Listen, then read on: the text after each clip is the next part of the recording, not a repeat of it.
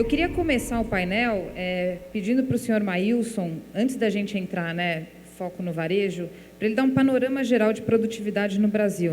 A gente sabe que produtividade no Brasil pode sempre ser melhorada, não é alta, não tem crescido nos últimos anos tem sido puxado o crescimento das indústrias pelo crescimento do consumo e agora a gente está num momento difícil.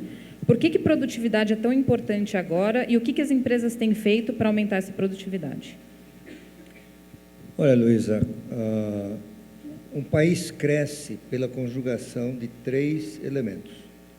O investimento em máquinas, equipamentos, instalações, fazendas que se expandem. Segundo, mão de obra que se incorpora ao processo produtivo. E terceiro, a produtividade. E a produtividade é o principal fator de crescimento em todos os tempos.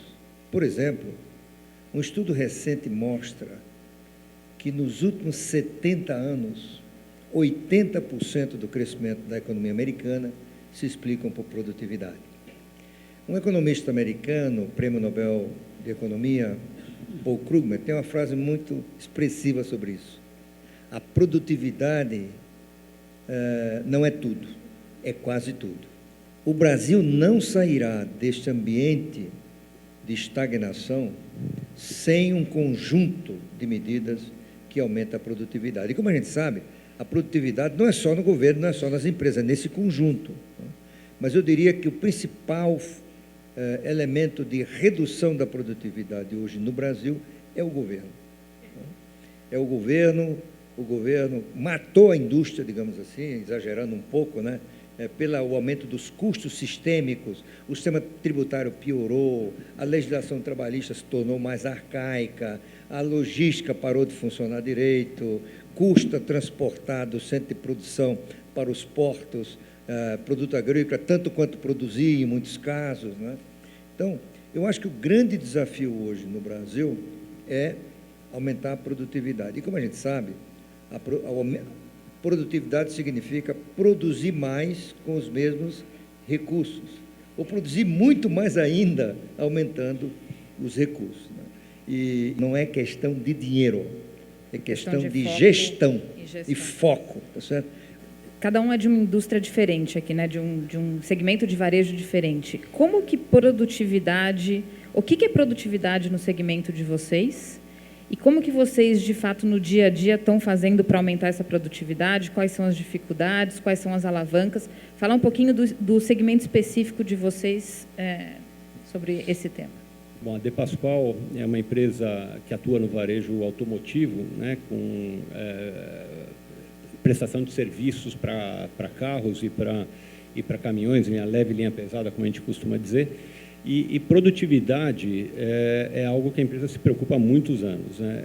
A gente tem vários sistemas lá, vários métodos, temos softwares, inclusive, acho que muitas pessoas aqui conhecem, softwares de produtividade no varejo, para vendedor, a gente controla a produtividade do mecânico, que é o técnico de serviço, que executa o serviço nos carros, nos caminhões, produtividade na central de atendimento, no saque, na ouvidoria, é produtividade o tempo todo. Varejo, acho que os meus colegas aqui conhecem isso melhor do que eu, é tudo questão de números, telemetria, estatística o tempo todo, e assim a busca incessante pela produtividade. É difícil falar produtividade no Brasil, porque eu acho que a palavra é bonita, só que ela não chegou no Brasil ainda, porque efetivamente os gargalos são absurdos.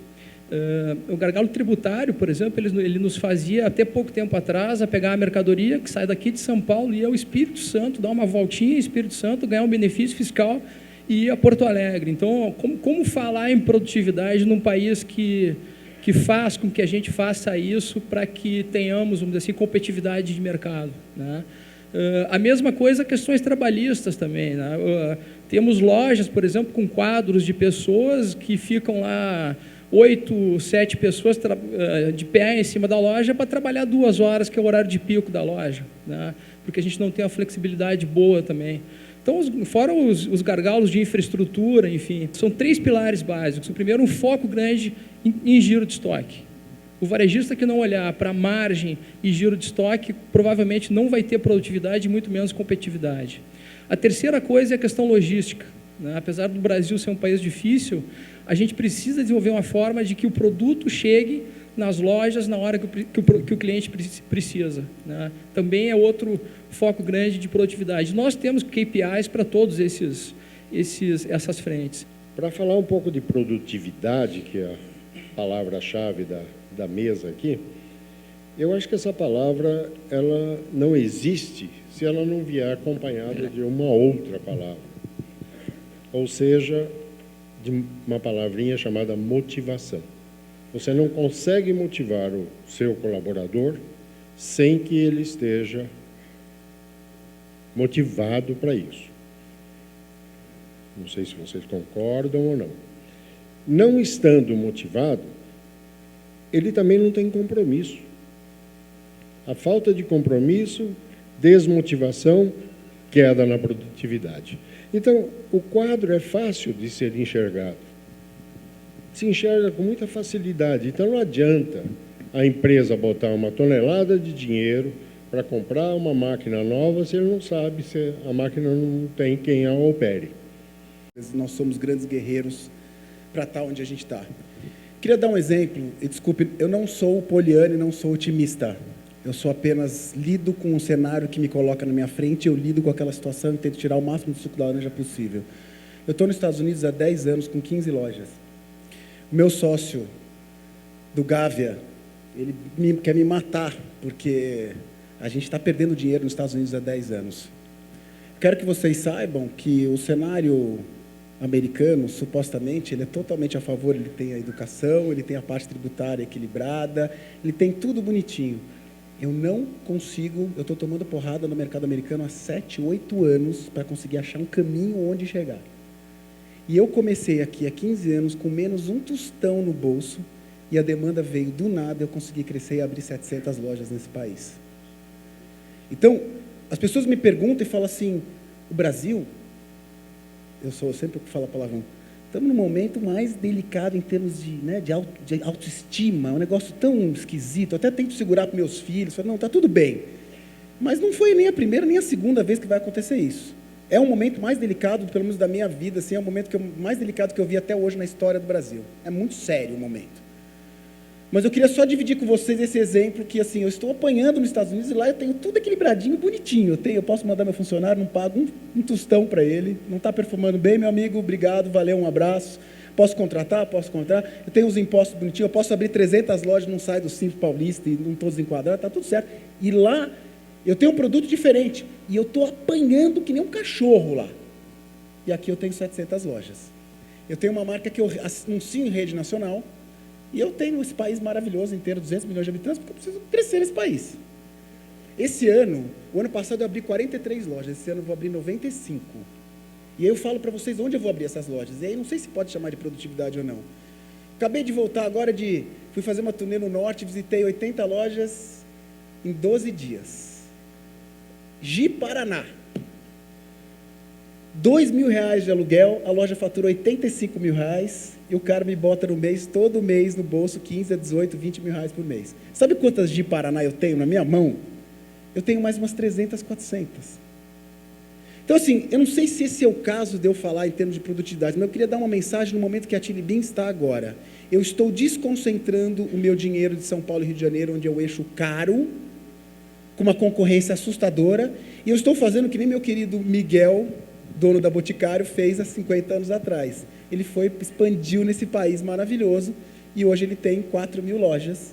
Então eu estou em lugares onde eu não tenho concorrência, eu estou sozinho, o aluguel é barato, tá? E a Globo chega até lá. Essa combinação para mim em termos de produtividade...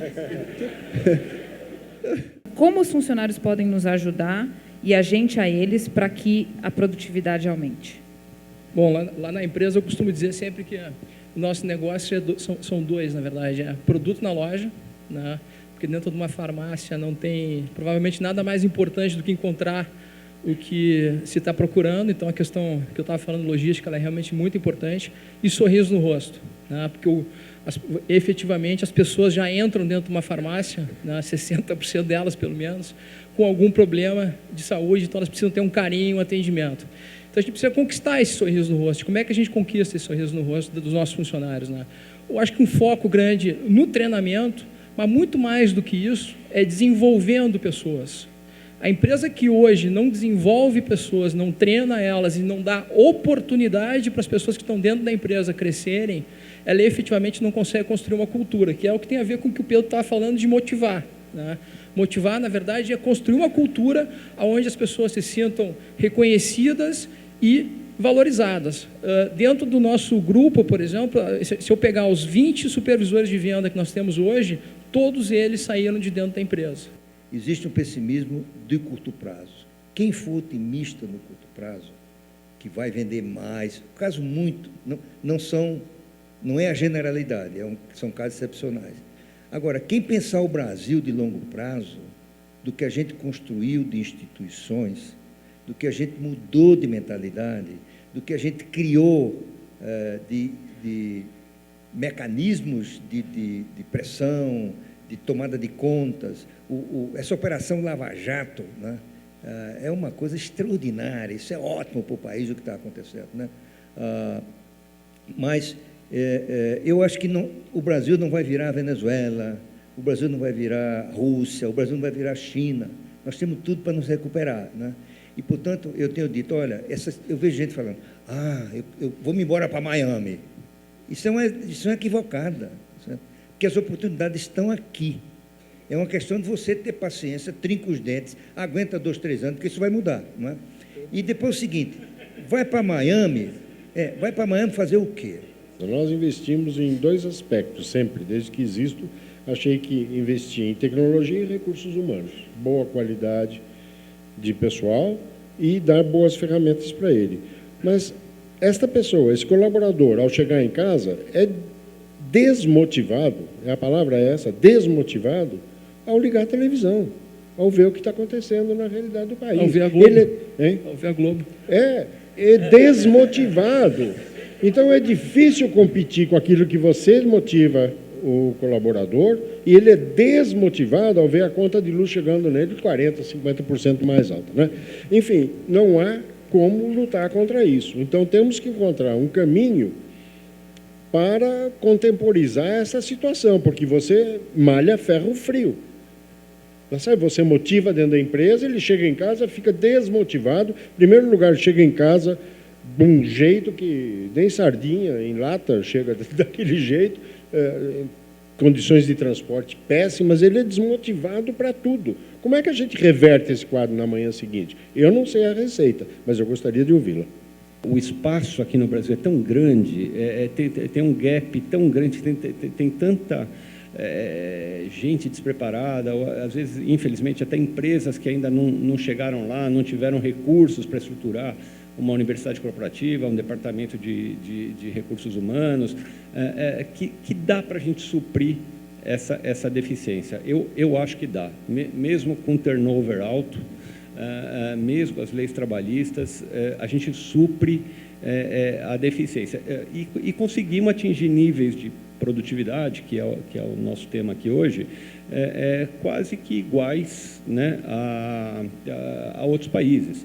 Nós tivemos a Depascoal pertence a uma associação de distribuidores automotivos alemã, né, foi falado aqui, chama ATR, e em abril a gente recebeu a visita dos sócios, dos shareholders, dos acionistas da ATR no mundo. Veio um monte de europeus, americanos, veio gente do Afeganistão, e visitaram a nossa operação, né?